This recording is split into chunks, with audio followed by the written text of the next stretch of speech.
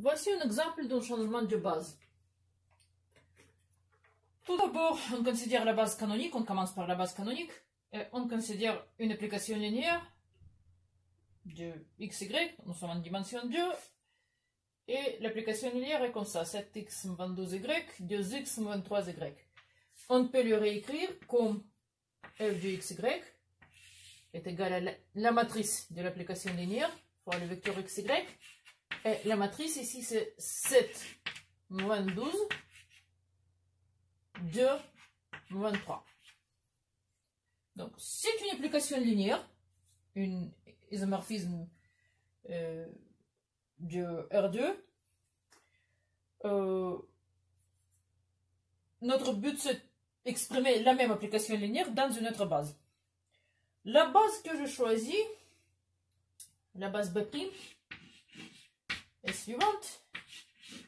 Les deux vecteurs 3, 1 et 2, 1.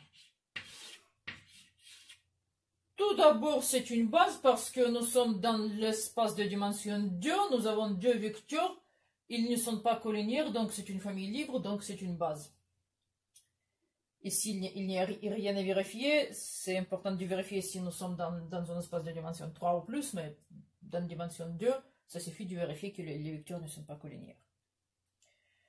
Donc, on peut immédiatement écrire la matrice de passage de la base canonique à cette base B', qui est égale à tout simplement les deux vecteurs écrits l'un après l'autre. 3, 1, 2, 1. C'est la matrice de passage.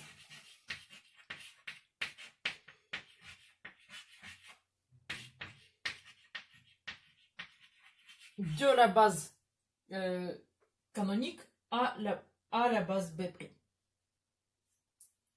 Maintenant, pour trouver une expression pour f, la matrice de f dans la base B', on doit tout d'abord trouver la matrice inverse à la matrice P. Ça sera nécessaire. Et heureusement que nous savons le faire. Cette matrice inverse sera la matrice de passage de la base B' à la base canonique. Donc, si P est donné, alors P en puissance moins 1, c'est 1 sur le déterminant de P, fois, donc, pour une matrice 2 fois 2, on change d'ordre de ces deux éléments et on change le signe de ces deux éléments. C'est comme ça, et le déterminant de P est égal à 3 fois 1 moins 2 fois 1, c'est-à-dire égal à 1. Je choisis une jolie matrice. Donc le déterminant est égal à 1. Et on obtient tout simplement la matrice suivante. 1 moins 2 moins 1, 3. Normalement, on doit vérifier que le produit de ces deux matrices est vraiment la matrice identité. Ok, je le ferai parce que ça vaut mieux toujours vérifier ce qu'on fait, si tout ce qu'on a fait est correct.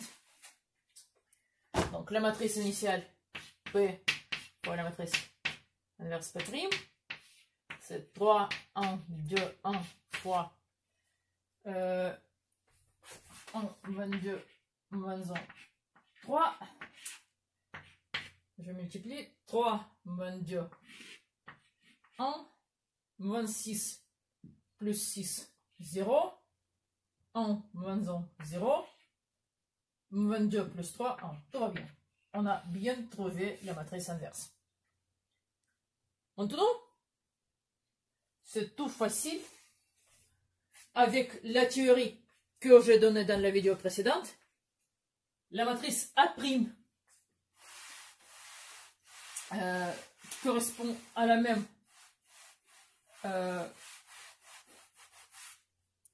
application linéaire f dans la base B'. Sera comme ça. Ça sera la formule A' est égale à P en puissance moins 1 à P. P est la matrice de passage. A est la matrice initiale. P en puissance moins 1, c'est l'inverse de la matrice de passage. Donc, je multiplie. P moins 1, c'est 1, moins 2, moins 1, 3. A, c'est la matrice de l'application linéaire. Donc, c'est 7, moins 12, 2, moins 3. Et P, c'est 3, 1, 2, 1. Donc, je multiplie. J'obtiens d'abord 7 moins 4, 3. 22 plus 6, 26. 27 plus 6, 21. 12, 29, 3. Je vais multiplier la matrice qui reste. Donc j'obtiens 9, 26, 3. 6, moins 6, 0. 23 plus 3, 0. 22 plus 3, 1. Voici la matrice de l'application linéaire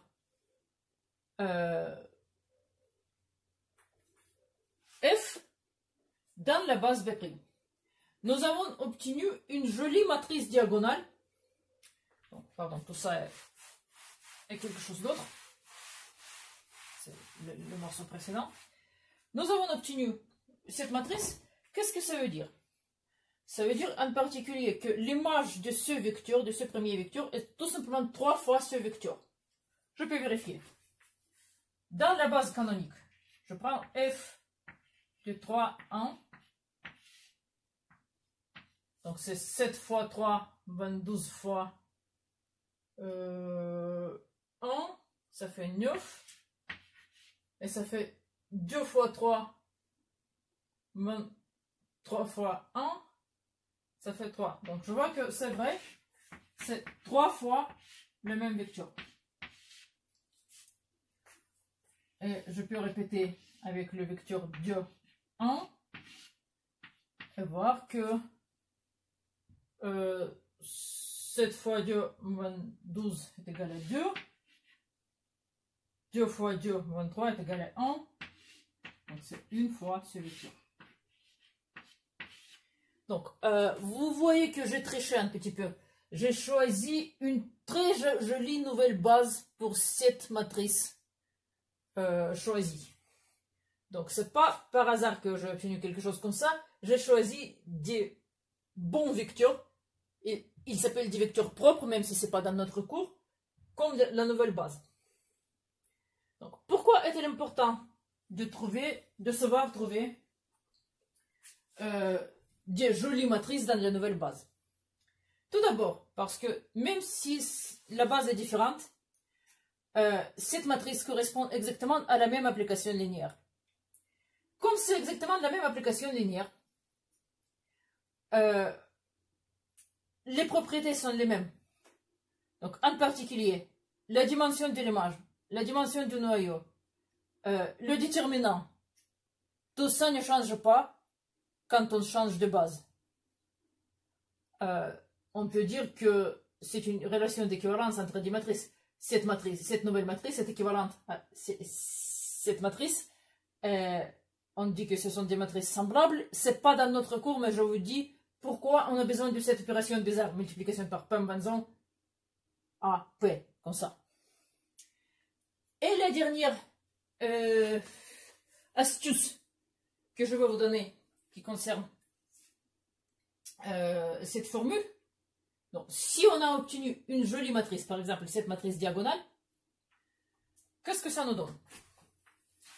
Tout d'abord, c'est très facile de calculer la puissance énième de la matrice A'.